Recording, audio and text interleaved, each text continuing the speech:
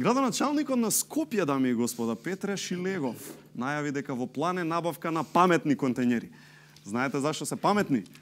Ќе имаат чип за да јавува колку е полн контењерот. Значи, ќе бидат со IQ од прилика во висина на ова прашање поставено до гледачите на Алфа.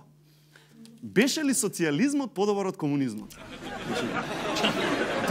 Дури водителката на емисијата не може да издржи да не направи фаца која вели убите ме. Ве молам. Не сакам да го правам ова, луѓе. Молим те. Молим те.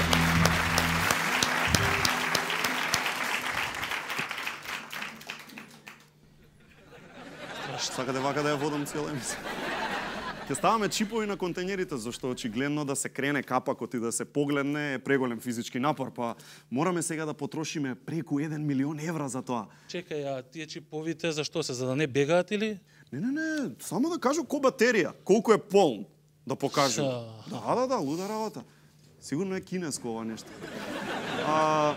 Само се грижам за нас, македонските мажи, бидејќи ќе останеме без вежба, луѓе. Значи, што правиме со нашите бицепси? Ние така вежбавме бицепси со кревање, нели, па фрлање, па гледање колку има. Освен паљото е безбеден, бидејќи тој отвара контењери и тресе теписи со нозе, очигледно.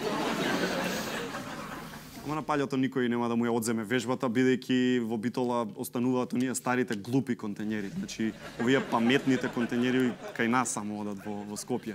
Но, што ако со тек на време контењериве станат до толку многу паметни, и сватат дека се во Македонија, па почнат да паѓаат во депресија. Па се навлечат на диазепами.